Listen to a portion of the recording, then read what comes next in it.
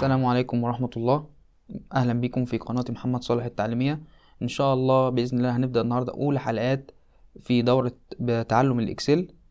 هنبدأ أول يوم إن شاء الله بالتعرف على البرنامج ونعمل فيه بروجكت بسيط كده نمشي إيدينا فيه. أول حاجة إزاي هنفتح البرنامج؟ هنيجي هنا من عند الويندوز ديت ونكتب هنا في السيرش بتاعنا إكسل، فهيظهر لنا الإكسل لو ندخل عليه. بعد كده ندوس عندنا نيو ونعمل هنا بلانك ورك بوك اللي هو ديت صفحة فاضية وندخل عليها عادي خالص. تمام. طبعا في طريقة تانية، ممكن اجي هنا وبكليك يمين على الماوس في صفحة الديسكتوب عادي. تمام. واجي هنا عند نيو اقف عليها، هيظهر لي هنا عندي مايكروسوفت اكسل ورك شيت، هدوس عليها. هعمل مثلا هنا الملف وليكن باسم مثلا فيرست اول بروجكت مثلا. تمام. بعد كده هدخل عليه. تمام. ايه اول حاجة اللي موجودة عندنا؟ اول حاجة عندنا هنا عندي التايتل بار عندي اللي مكتوب فيه اسم الملف. بعد كده موجود عندي الكويك اكسس بار ده اللي بقدر الكويك اكسس بار بقدر اضيف منه الادوات اللي انا عايزها. عندي في الادوات دي موجود عندي هنا اول حاجة الايقونة ديت بتاعة سيف، وعندي هنا ديت بتاعة الاندو ريدو ان هو يطلع حركة لقدام او يرجع لورا، ان انت ترجع عن حركة انت عملتها قبل كده مثلا. وعندك هنا عندك القط عادي خالص، وعندك الكوبي بتاعك. ممكن كمان انت تضيف ادوات لو حابب تكستمايز ليها الشكل اللي انت حابه. انا هتدوس هنا عادي كليك شمال عادي. تمام. انت مثلا عايز تدوس هنا نيو ملف جديد، فهتدوس نيو كده مثلا لو دوست عليه يعمل لك ملف جديد. طيب عايز مثلا تشغل وضع البرنت مثلا، فهتدوس على كويك برنت فظهرت هي علامة البرنت. تمام. هنا برضو فبس انت برضو تكستمايزها زي ما انت عايز. بيجي هنا هاجي هنا عندي هنا ده طبعا محمد محمود صالح، ده طبعا الاكونت اللي انا مسجل بيه. عندي هنا شريط الروبن بتاعي، لو دوست عليه انا ممكن اخفي. لو انا مثلا دلوقتي عايز اعرض الملف كامل بعد ما خلصت شغل عليه، فعايز اخفي التابس ديت والكوماندز ديت وكده، فباجي اعمل هنا اوتو هايد ريبون، فبيشيل الريبون بتاعي عادي خالص، وكده ببدا اشوف البيانات بتاعتي زي ما انا عايز. طيب انا عايز ارجع تاني فهدوس هنا شو تابس اند كوماندز وادوس عليها، فكده رجعني للاول تاني. تمام. احنا النهارده ان شاء الله هنبدا الحلقه ديت، احنا ان شاء الله هنتعلم الاكسل بالانجليزي. طيب طيب ماشي. طب ما احنا افرض عايزين نكتب بالعربي، بسيطه. احنا دلوقتي عندنا هنا الصفحه هو هنا دي دلوقتي بالانجليزي، ودي اولا كده قبل اي حاجه دي حاجه اسمها الاول، دي الصفحه اللي احنا واقفين فيها دي اسمها الورك شيت. تمام. موجود عندي هنا تحت الشيت اللي انا فيه، يعني انا كل صفحه انا بعملها اسمها شيت. فده اول شيت. ممكن اعمل مثلا اضيف شيت تاني فادوس هنا شيت 2. طب انا مثلا عايز اسمي الشيت ده، فبدوس عليه كليك يمين هنا وبعمل رينيم، مثلا هسميه مثلا سكند مثلا، بس خلاص كده هو سماه. طب انا مثلا وليكن انا مثلا عايز ايه؟ عايز اضيف له مثلا تأثيرات وكلام من ده، عادي. هنا مثلا تاب كلر، عايز مثلا الونه لونته اهو. تمام. زي ما انا حابب. تمام. هنيجي هنا عند شيت 1 مثلا. انا دلوقتي قلنا اول حاجه انا عايز اقلبه عندي من اليمين للشمال، فهاجي عندي هنا على بيج لي اوت ادوس عليها. تمام. وهلاقي حاجه عندي اسمها شيت رايت تو ليفت، انا بكتب عندي العربي بكتبه من اليمين للشمال، فهنا شيت رايت تو ليفت هدوس عليها، فكده قلبهولي عادي من العربي للشمال. هرجع تاني للهوم الرئيسيه بتاعتي واضغط عليها.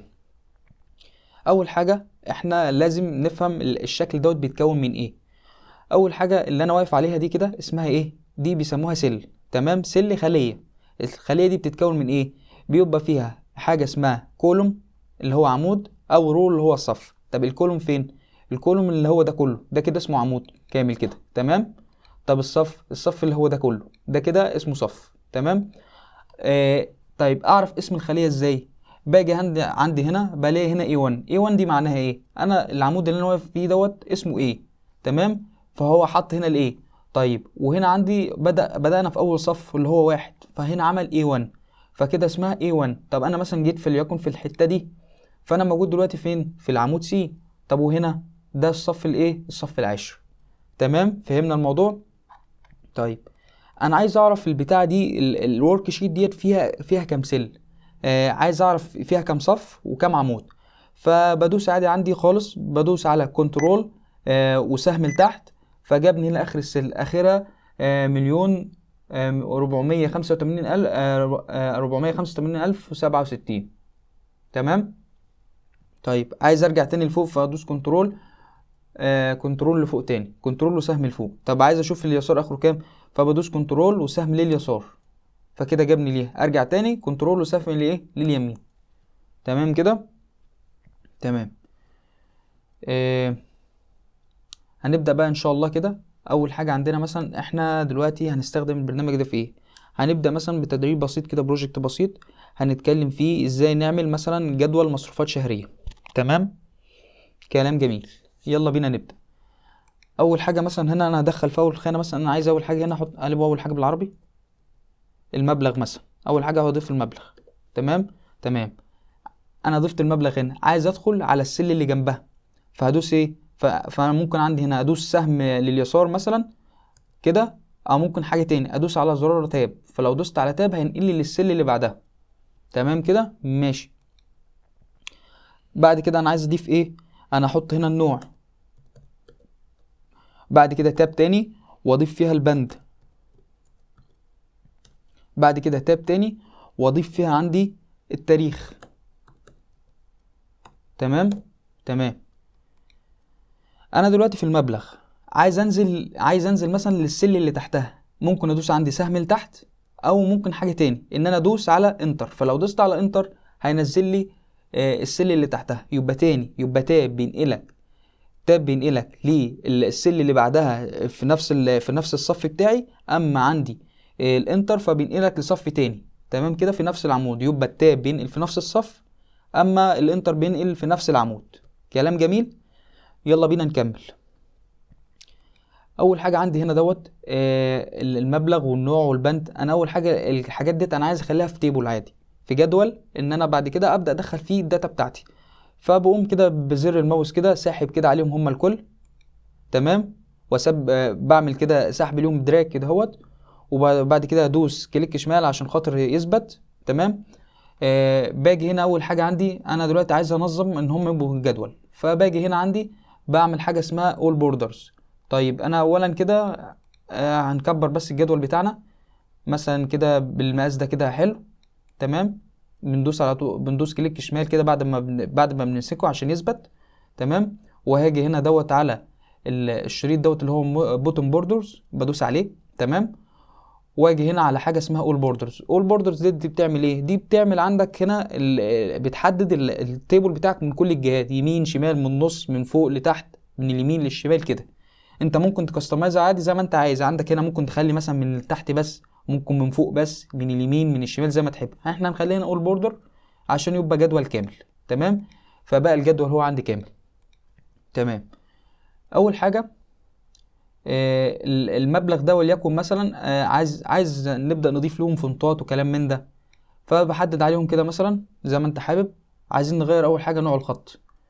انت عندك انت دوبك بس بتهافر على الخط اللي انت عايزه مثلا، وهو بيبدأ يحدد ايه مع نفسه. فانت اهو انت مثلا زي ما انت عايز، هو بتقلب بين الخطوط زي ما انت يعجبك هنا. بس خد بالك بس عشان ايه تبقى انت واخد بالك، دور على الخط العربي اللي هو بيقبل العربي. تمام. عشان هنا في خطوط انجليزي ما بتقبلش العربي.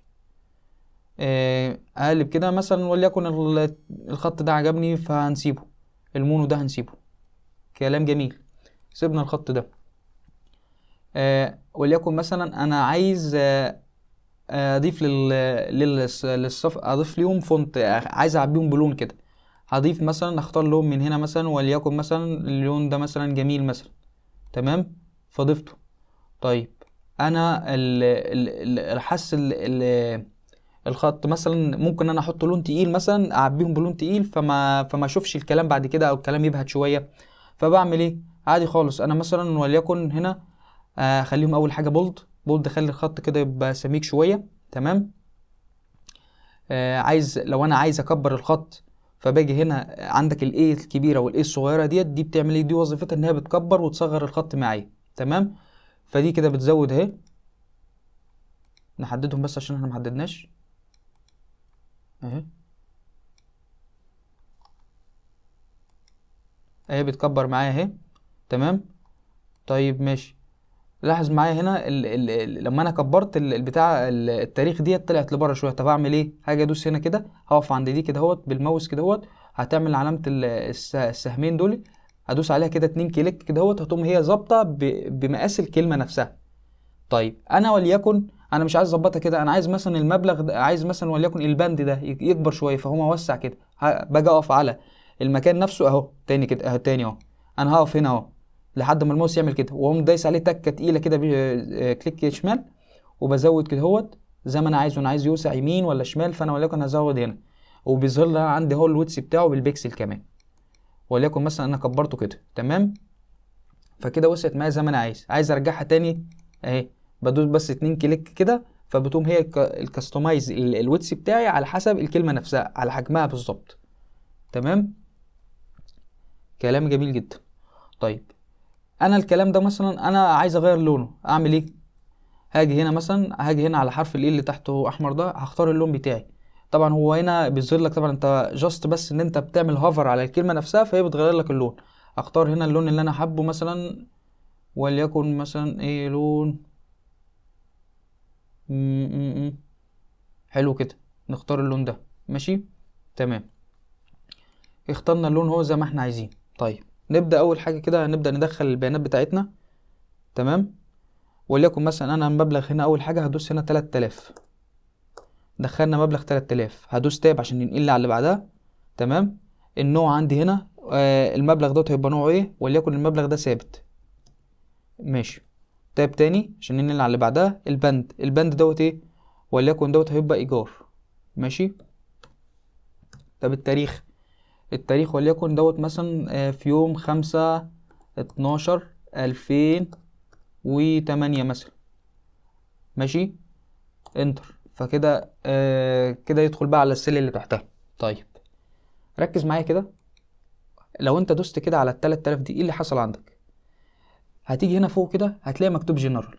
جنرال ديت يعني هي دي بتكتب اي حاجه انت بتكتبها بتبقى تحت جنرال، بس انت ممكن تكستمايز ليها زي ما انت حابب حسب النوع اللي انت عايزه. يعني انا مثلا ال 3000 دي فلوس صح، فاحنا هنخليها فلوس. ازاي نكستمايز دي لفلوس؟ هنيجي هنا ونقف على كرنسي دي تمام، فكده هو هتكستمايز البتاعه ديت لفلوس. طيب انت هنا حاطط لك هنا مثلا ادي 3000 وهنا صفرين، حلو كده. عايز اقلل مثلا الاصفار التانية ديت اللي هي بتاعت العلامه العشريه دي، عايز اقللها، فبدوس على دي كده، قللت اهو كده، قللت اهو، شالتها خالص. طب كده لو التانية ديت انكريز الديسيمال كده بتزود وكده بتزود، كلام جميل. طيب ديت بالانجليزي، انا عايزها تبقى بالعربي، فبدوس هنا كليك شمال عليها تمام كده، وباجي هنا على الكرنسي ديت تمام. انا هنا ديت هخليها ارابيك مصر ماشي، ادي هي بقت بالمصري. طيب عايز برضو اقلل الاصفار بتاعتها ديت اللي بتاعت العلامه العشريه اهي، وبقت 3000 جنيه مصري. تمام، تمام جدا. نرجع تاني نخليها بالانجليزي كرنسي كده ماشي. طيب التاريخ بتاعي، لو وقفت هنا على التاريخ هلاقيه كاتب فوق ايه، فوق ديت. طيب لو انا خليتها جنرال طبعا هتتغير البتاع، هتتغير الكتابه نفسها. انا هرجعها تاني للديت عندي هنا، شورت ديت عادي تاني. ركز معايا، انا لو خليت دي تكست، لو خليتها تكست هاجي بعد كده ان انا اكتب لو بدي اجمع التاريخ دوت ازود تاريخ كمان حاجه كمان، مش هعرف ازود لان هو اتغير كده هو بقى تكست، ما بقاش ديت زي الاول. هرجعه تاني شورت ديت. ركز معايا في حاجه، دلوقتي البرنامج الاكسل اصلا هو باي ديفولت متوجه ان التاريخ بيتكتب شهر يوم سنه. احنا في مصر بنكتب ايه؟ لا بنكتب يوم شهر سنه. يعني انا كاتب 5/12/2008. انا في نيتي ان انا المفروض كاتب ايه؟ انا كاتب ان هو يوم 5 في شهر 12/2008. الاكسل فهمها لا ده يوم 12 في شهر 5/2008. طيب هنتعامل معاه ازاي؟ حتى لو انت هنا جيت هنا نزلت تحت وعملت، هنفهم الكلام ده قدام، يساوي القيمه دي بلس مثلا هنجمع عليه، وليكن المفروض ان هو 5 ايام، فاداني 5/17/8. طب ايه ده شهر 12، ازاي يجمع على شهر 12 5 ويبقى 17؟ لا هو هنا مش جمع على الشهر ده، هو ده اليوم. طيب نرجع تاني كنترول زد. طيب نعمل ايه؟ هنيجي هنا نقف هنا على التابه ديت ونغير السيتنجز بتاعتها. هنيجي نقف كده عليها ونيجي هنا عند ديت. طبعا احنا في مصر، فاول حاجه نغير اللوكيشن بتاعنا. هنقعد كده نطلع لفوق كده لحد ما نوصل لعربك. ادي عربك ايجيبت، دوسنا عليها. انت هنا بتختار زي ما انت عايز. طيب عربك ويسترن نخليها هنا زي ما هي جريجوريان، ماشي. هنختار هنا مثلا نختار مثلا الشكل ده حلو، ماشي. فظبطت كده 12/5/2008. طيب خد بالك لما نيجي نكتب بعدها الكلام ده بيتغير، احنا بس كاستمايزنا ديت، بس لو جينا كتبنا تاني هيرجع تاني للديفولت بتاع الاكسل نفسه. طب اعمل ايه عشان اثبت ده؟ باجي هنا اقف كده على نهايه السل دي كده واسحب لتحت. هتلاقيه عمل ايه؟ هتلاقيه راح رصهم كلهم في نفس الاعمده تاني. بص كده، اول ما سبت راح عمل ايه كده. طب انا اعمل ايه؟ انا مش عايزه يكتبها، فانا هعمل ايه؟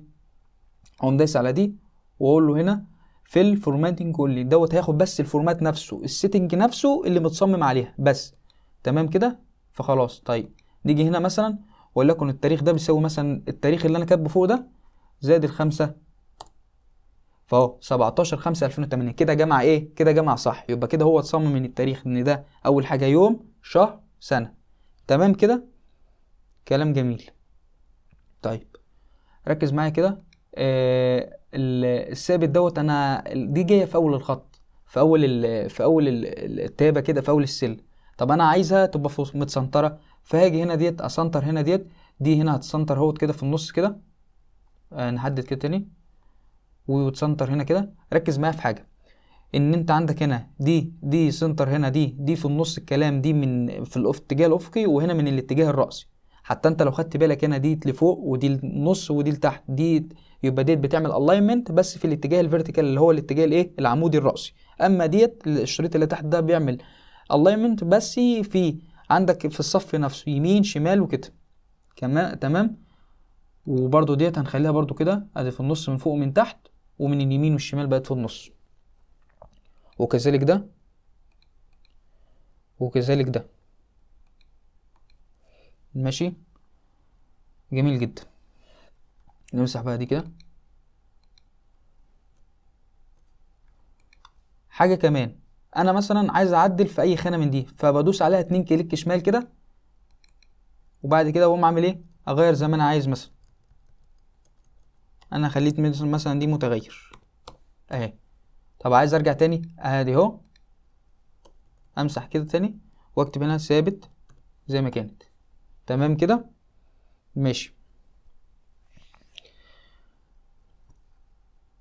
انا عايزك اهم حاجة بعد ان شاء الله ما تخلص الفيديو دوت، تبدأ كده انت تعمل جدول بسيط كده مع نفسك، وتبدأ تجرب الحاجات دي واحدة واحدة كده ان شاء الله. وان شاء الله تلاقي الموضوع سهل وبسيط. احنا بإذن الله كل يوم هنتكلم في حاجة بسيطة كده لحد ان شاء الله ما نوصل ان احنا نبقى فاهمين كويس، ونقدر نكمل ان شاء الله بإذن الله في خلال شهر او 2 هنوصل لحاجة كويسة. بس جاست ان انت تتابع ورايا، وان انت كل يوم ان انت كل يوم تمشي ايدك في الموضوع، هتلاقي الموضوع بقى سهل كتير. تمام. احنا النهارده خدنا ايه؟ خدنا النهارده اتعرفنا على واجهة البرنامج. اتعرفنا هنا عندك عندك هنا اول حاجة الكويك اكسس بار دوت، ان انت بتقدر منه تطلع حركة لقدام ترجع لورا. تمام. في هنا بقية الادوات، تقدر برضو تضيف ادوات زي ما انت عايز عشان خاطر تسرع الاستخدام بتاعك، بدل ما تيجي هنا على فايل وتقعد تدور عليها والكلام ده كله. لا، ده ديت على طول هتلاقيها على طول. طيب ماشي. وعندك هنا دوت التايتل بتاع الفايل بتاع الاكسل، الفايل نفسه احنا مسمينه هنا فيرست. وده عندي ده شريط الريبون بتاعي، ده اللي بقدر منه اخفي. مثلا انا اهو خلصنا الجدول اهو، عايز اخفي بقى، اخفي اللي فوق عشان اشوف الجدول بس اهو. فشوفنا الجدول بس كده، ده بس يفضلنا مساحة بس عشان نقرا بسرعة، ونرجع تاني من شو تابس اند كومنتس. تمام كده، كلام جميل. دي الحلقة الأولى النهاردة من سلسلتنا في قناة محمد صالح التعليمية لتعلم الإكسل بسهولة من الصفر. إن شاء الله كل حلقة هنقدم حاجة جديدة. أرجو إن أنت تتابعنا، وما تنساش لو المحتوى عجبك إن أنت تدعمنا بلايك وشير وكومنت. والسلام عليكم ورحمة الله وبركاته.